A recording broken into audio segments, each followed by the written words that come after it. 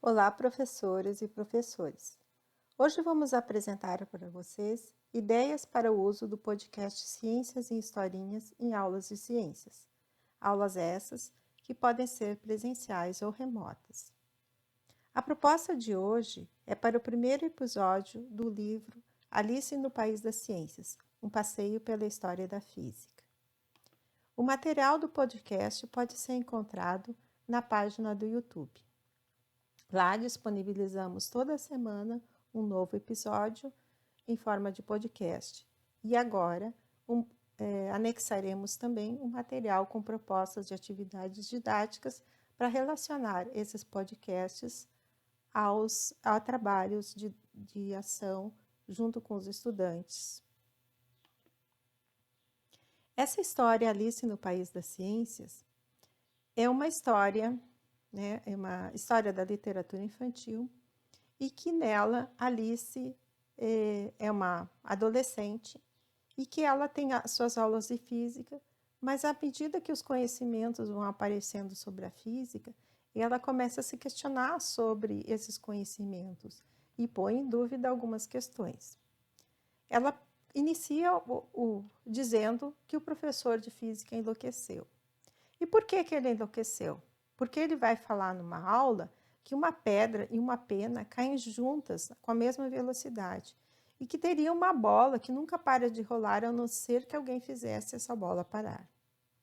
Então, um dia ela conhece um misterioso anão que tem um capuz na cabeça, uma espécie de doente, que começa a conversar com ela e mostrar o quanto a física é encantadora. É assim que começa essa história da Alice no País das Ciências. E essas histórias são apresentadas na forma de podcast para que as crianças também conheçam e se encantem pela ciência.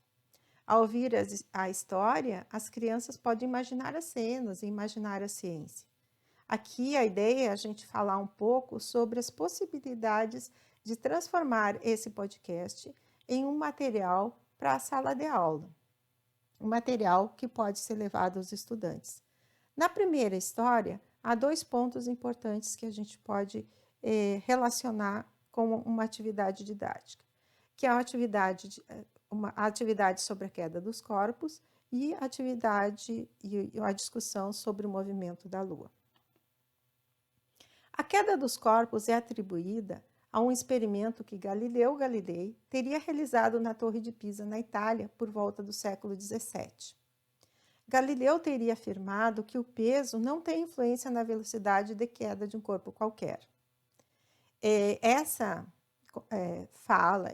proposição de Galileu teria sido motivo de espanto na época, porque cerca de 2000 anos antes, o filósofo grego Aristóteles teria afirmado que sim, que corpos com pesos diferentes teriam diferença na velocidade de queda.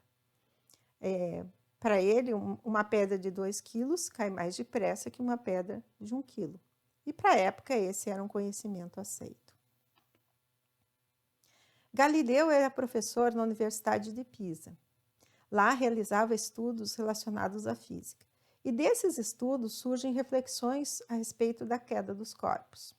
Aqui à nossa direita, a imagem da Torre de Pisa, que, como sabemos, ela vem sofrendo ao longo dos anos uma inclinação. Essa foto foi tirada no ano de 2011, quando eu estive nesse local. Mas, muito provavelmente, na época de Galileu, essa torre era vertical e não tinha essa inclinação. Conta-se, então, que Galileu teria levado seus colegas da universidade para observar um experimento na Torre de Pisa. Nesse local, Galileu teria subido ao ponto mais alto da torre e lá de cima deixou cair uma pedra maior e uma pedra menor, ou seja, com pesos diferentes. E aí o que aconteceu?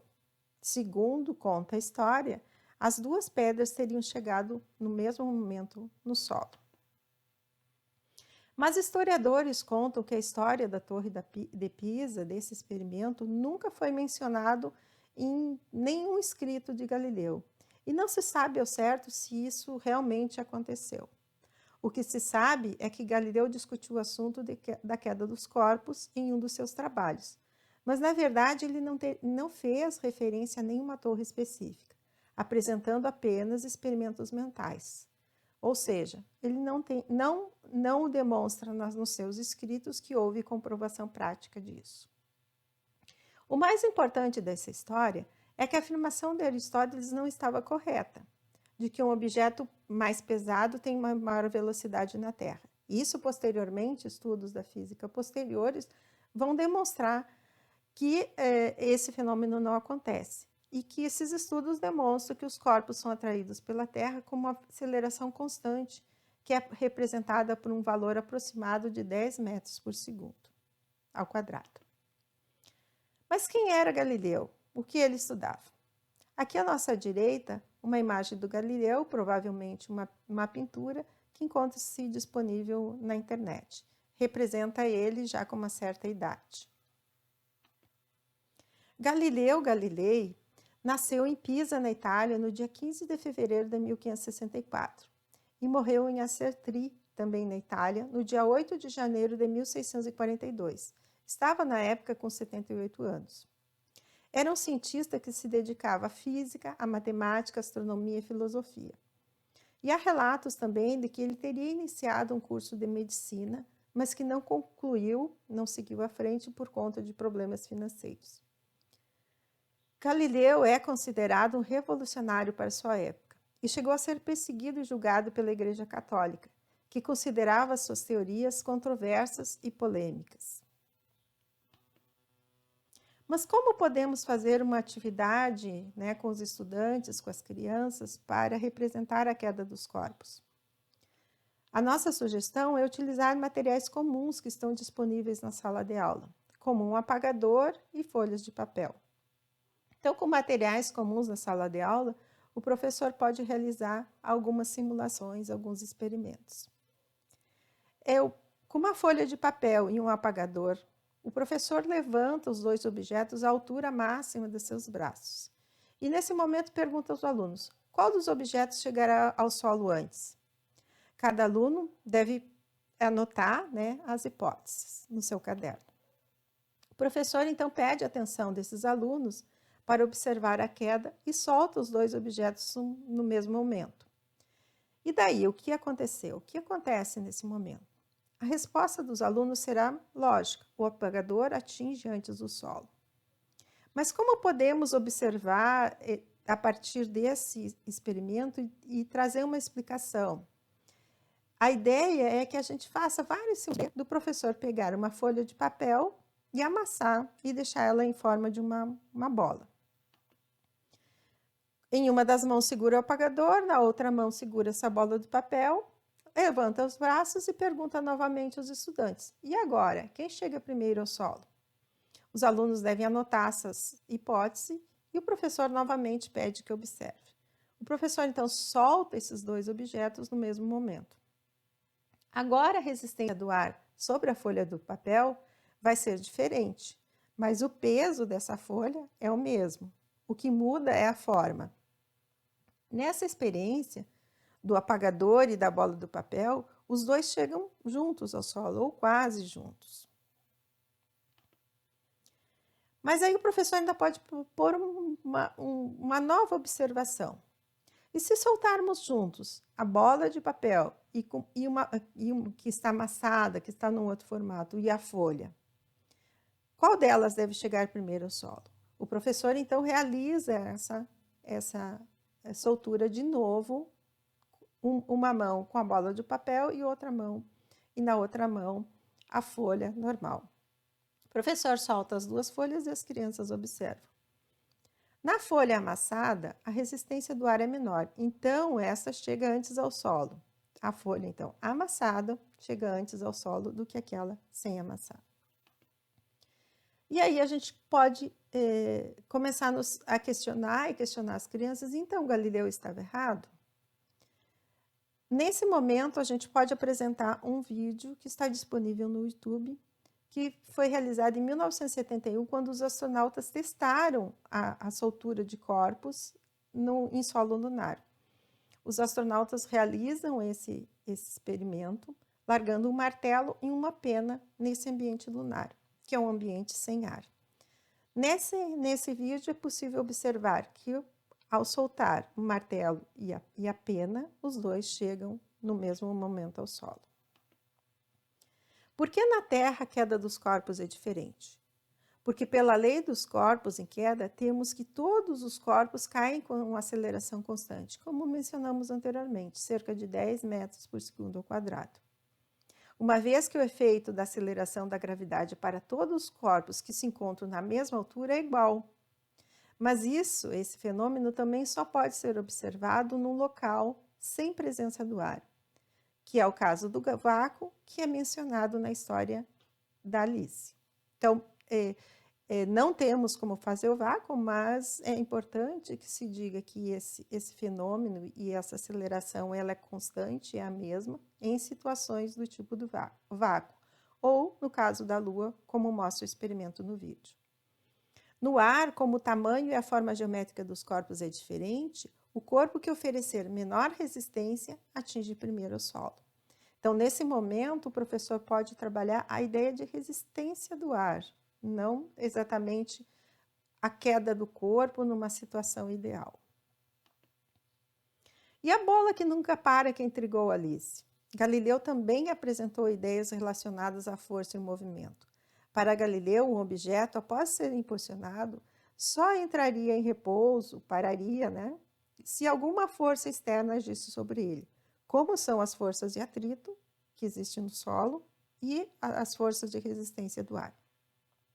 Se não existe um atrito, um objeto, uma vez impulsionado, permaneceria infinitamente em constante movimento. Para imaginar a bola que nunca para de se mover, Alice vai para a janela do quarto à noite e começa a observar a Lua. E fica pensando que aquela bola que o professor mencionou seria a Lua. Mas quando ela vai observar, ela percebe que a Lua está parada. Aqui a gente sugere uma pequena simulação que também está disponível no YouTube e a gente deixa aqui no final da apresentação. Nessa simulação vai mostrar 3 movimentos que a Lua realiza: movimento de rotação, de translação e de revolução. Mas por que quando observamos a Lua, a partir da Terra, ela parece não ter movimento? Isso acontece porque sempre vemos o mesmo lado da Lua. Mas a Lua tem a rotação, que é o giro em torno de si mesma, só que o período em que ela gira em torno de si mesma leva o mesmo tempo que o movimento de translação ao redor da Terra. Então, é como se ela se movimentasse junto com a Terra. Também, a Terra tem uma grande força gravitacional que acaba freando a rotação da Lua. Quais são esses movimentos da Lua que são retratados na simulação que recomendamos? São 3 movimentos. O movimento de rotação, que é em torno do seu eixo, a Lua tem um movimento em torno do próprio eixo. O movimento de revolução, que é o movimento que a Lua faz ao redor da Terra. E o movimento de translação, que é o movimento que a Lua faz ao redor do Sol. Esse último é o movimento da Lua junto com a Terra. Então, por isso que a gente está sempre observando a mesma face. Tudo isso faz com que, da Terra, a gente vá observar sempre a mesma face da Lua. E que isso leva em torno de, essa volta completa leva em torno de 28 dias. E de onde surgem, então, as fases da Lua? As fases da Lua vão surgir da posição que a Lua se encontra em relação à Terra e o Sol. Mas isso também são outras aulas e outras possibilidades de se estudar isso com as crianças. Essa é a proposta de hoje, para que se leve o podcast Ciências e Historinhas para a sala de aula ou para atividade com as crianças. A ideia é relacionar o que eles estão ouvindo na história com atividades de ciências. Esperamos que todos curtam e compartilhem nossa página no YouTube, Facebook e Instagram.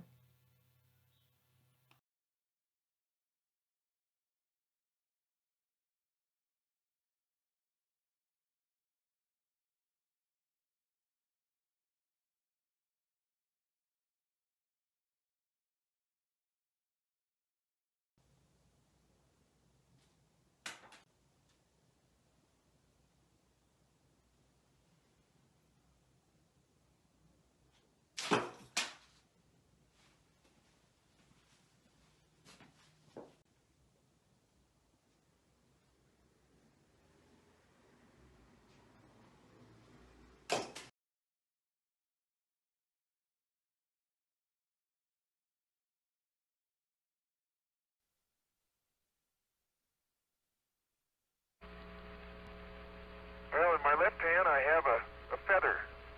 In my right hand a hammer. And I guess one of the reasons we got here today was because of a gentleman named Galileo a long time ago who made a rather significant discovery about falling objects in gravity fields. And we thought that where would be a better place to confirm his findings than on the moon. And so we thought we'd try it here for you. The feather happens to be appropriately a falcon feather for our falcon. And I'll drop the two of them here, and hopefully they'll hit the ground at the same time. How about that? It proves that Mr. Galileo was correct in his findings.